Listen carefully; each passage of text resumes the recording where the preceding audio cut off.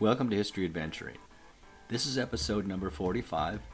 I'm Brad Hall, and today we're going back to a time when dogs chased cars. Let's go. As I was browsing the Duke University site today, which has a lot of cool old images of historic billboards, I noticed one for the Ford V8 in 1935 and was reminded that dogs haven't chased cars for a long time. So this may be difficult for young people to understand. I wasn't around in the 1930s, but I can explain. These two dogs, one of which is a greyhound, a very fast dog, weren't going to bother chasing the new Ford V8 because it was so fast. Of course, all cars were too fast for dogs to catch, but the Ford V8 became famous for its speed and was the car of choice of criminals running away from the police. But let's talk about dogs. The reason that dogs chased cars is that they wandered around. There were no leash laws, no rules about cleaning up after your dog, nothing.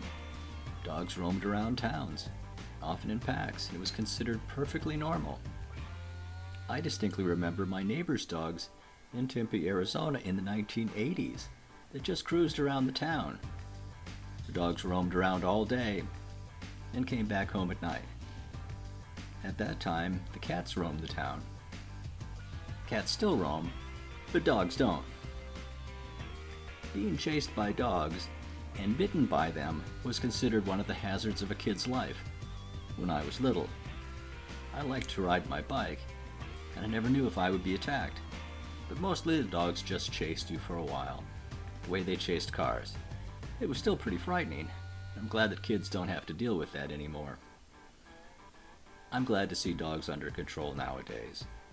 I was never bitten by a dog, but a neighbor kid was, and the grown-ups just laughed it off. Don't get me wrong, I love dogs, but I really don't want them wandering around uncontrolled, especially around kids. This has been History Adventuring. I'll talk to you later.